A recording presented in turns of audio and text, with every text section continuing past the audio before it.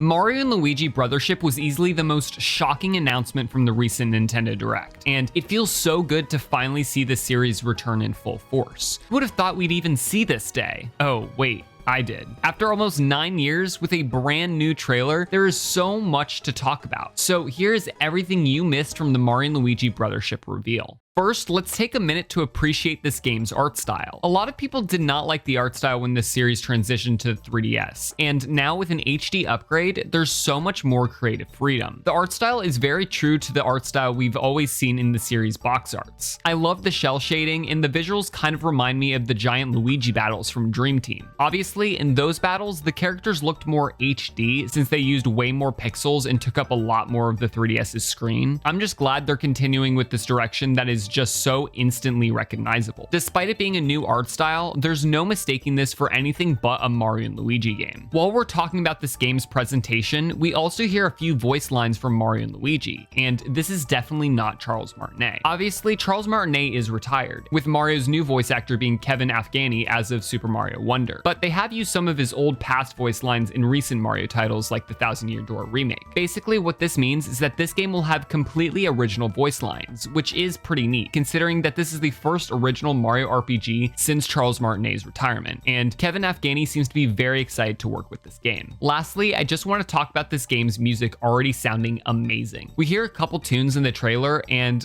it's no surprise that a Mario and Luigi game has amazing music, but I'm very excited for when we get to hear the game's full OST when it releases, because there are definitely going to be some bangers.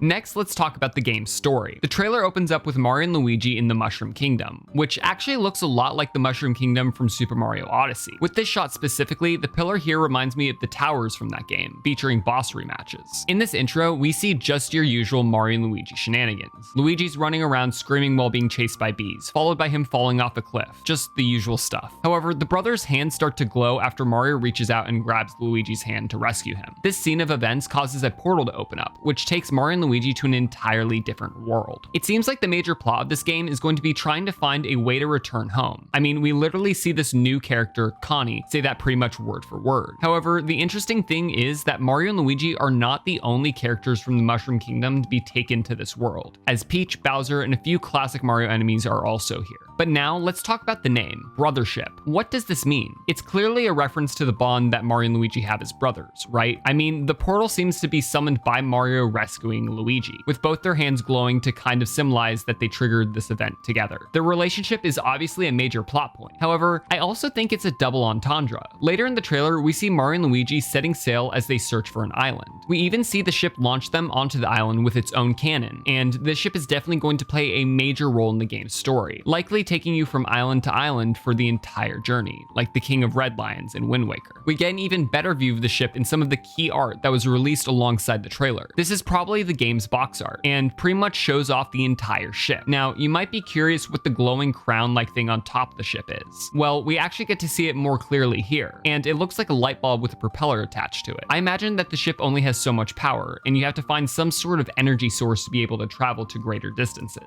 Interestingly, the ship also looks like it's an entire world in and of itself. There are all sorts of paths and little areas, and we even see that the ship has its very own save block just to itself. Alright, let's move on to characters, because I kind of skimmed over this when talking about the story. On the ship, we see this little flying pig, or sorry, not a pig, named Snoutlet, and he seems to be sort of the star low of this game. Basically, he'll be your guide throughout the game. We can see him clearly giving you instructions as he yells at the brothers, telling them to launch themselves from the cannon. We also see him on the game's box art, just like how Starlo was on the box art for Bowser's Inside Story. One of the first original characters we see in the trailer is Connie. She's definitely going to play some role in the story, or at least assist you in some way. She seems to live on the ship that you travel on, so you'll see her a decent amount. We also see her later in the trailer with a glowing water can, and I have no clue what this is for. This seems to be some sort of cutscene, and if I were to guess, perhaps she uses the water to repower the ship. I mean, just look at her design. Her hair resembles an electrical plug, so that would be my best guess. We also see another character who's presumably the same species as Connie, with his face also resembling an electrical outlet. and he seems to be your navigator. Either that, or he's just infatuated with compasses and really likes wearing them on his hat, and also carries a telescope for no reason. Princess Peach appears in the trailer as well. Here she's sailing on top of Dory from Super Mario Odyssey with these little fruit guys. She also has a band wrapped around her wrist, and I'm wondering if it symbolizes that she's become their leader or something. Perhaps you're supposed to gather up all of these fruit creatures, kind of like the Toad rescue missions from Paper Jam. Hopefully not. I'm wondering what these fruits will be used for. They're obviously important, and Connie's hat seems to have a fruit symbol on it. Maybe they're the power source for the ship. That's kind of dark, but even more concerning is that we see Mario and Luigi next to the boiling pot immediately after we see these characters for the first time. So yeah, it's not looking too good for these guys. Moving on to some enemies, we see Bowser and his clown car make an appearance, as he's commanding an army of Shy Guys to shoot down the Brothership. Usually in Mario and Luigi games, Bowser's just kind of thrown in there to add a bit of chaos into the mix, instead of being the major villain. In this game, the major villain appears to be this sort of rabbit magician character. We only see him for a split second, but he gives off that aura, especially since he's standing over some of the other game's enemies, who appear to be answering to him. There's also a few of the more common enemies shown off in the trailer, and there's even a few bosses shown off, including the Extension Corps, who are a trio, Gorumbla, the massive Hulk-like creature, and an unnamed plant boss that also kind of looks like Vileplume. All of these bosses have elements that resemble the aforementioned rabbit character, which is another reason why I think that this is the game's main boss. We saw a lot of interesting gameplay with this new trailer as well, and surprise, surprise, it looks like it's going to play like a Mario and Luigi game. There's obviously going to be a lot of running around in the game's world map, and I know I already talked about the game's visuals, but some of these environments look amazing, and there will certainly be many fun places to explore and cool characters to meet. I'm very curious as to how you'll be able to interact with your environment in this game. There are some returning interactables like the question mark block and the save blocks, but there's also going to be a lot of brand new stuff as well. Of course, we have the ship's cannon with this sign clearly directing you to it, but you can also see these bouncy flowers that propel you upwards. And there's also these seesaw looking structures. There's even this reverse block, although I don't exactly know what it does. However, if you look at this pillar right here, there's a fruit logo on it which matches the fruit on top of the cliff.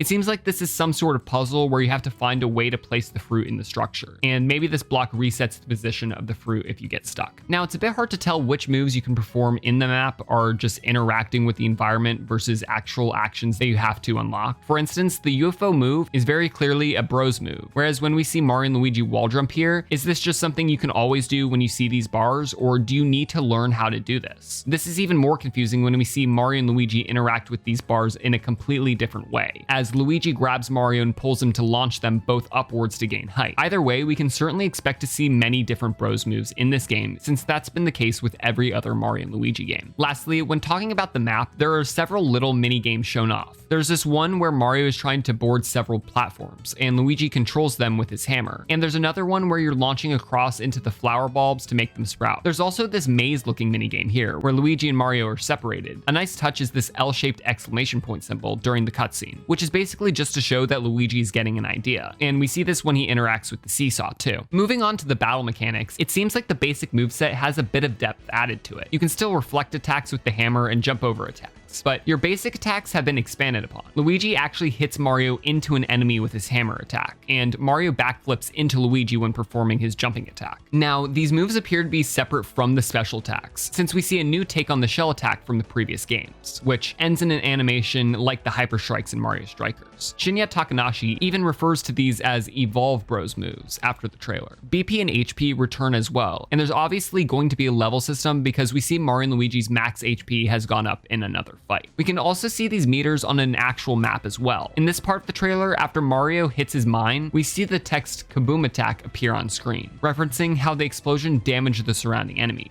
So it seems like there could be a lot of strategy added in this game, where you want to target certain enemies in different orders. Items will certainly make a return, since we clearly see an item shop in this shot, although we don't know what exactly you can purchase, other than mushrooms at the very least. But these will probably be pretty standard overall, and simply do things like restore health and BP, curse status effects, and revive fallen bros. You obviously purchase these items with coins, since we can see them being collected on the world map, and we can see a coin total in the bottom left here. While we're here, I want to take a minute to actually focus on this UI, because there's a few interesting details. There's this text bubble on the right, which I would assume lets you read past dialogue, and there's also a pipe, which maybe lets you quick travel. As for this TV looking thing, I don't know what it's for, but the fact that it's associated with the plus button makes me think it's probably just the game's pause or menu. The most interesting thing thing, however, is the sparkle icon right above the coins. It kind of resembles the sparkly aura that we see coming from the portal at the start of the trailer, and also the sparkly effect coming from Connie's water can, because it's all right next to the coins. I would assume it's either a currency or power source for your ship. Maybe it's a currency to buy upgrades for your ship specifically. Speaking of the Brothership, the past few Mario and Luigi games have all had some sort of battle gimmick, whether it's the giant battles or papercraft battles. What if this game introduced ship battles? The main reason I think this is possible is because we see Bowser launch an onslaught against the ship here. What if the water can was actually just being used to replenish the water's health in this battle, just like how you need to recharge the paper crafts in Paper Jam? I would not be shocked if this ended up becoming a major gimmick. A lot of Mario and Luigi games have additional playable characters, but this one obviously doesn't, since we only see Mario and Luigi on the game's art. However, this makes a lot of sense, since this game has a heavy emphasis on the brothers' relationship. That being said, what's going on with this game's controls? For instance, in battles, we see Mario and Luigi use hammers with the A and B buttons, but on the map they use X and Y. Perhaps you have the option to switch the controls yourself, but if I were to guess, I would assume this is a quality of life change. You would usually have to use the trigger buttons to switch between the jump and hammer, but with the X and Y buttons no longer being needed for additional characters, now you can jump and use the hammer without switching control schemes on the map. The last thing I want to talk about is the question on everybody's mind: who is developing this game? We all know Alpha Dream used to develop Mario and Luigi games before they went bankrupt, and this is the first new game to release since that company dissolved.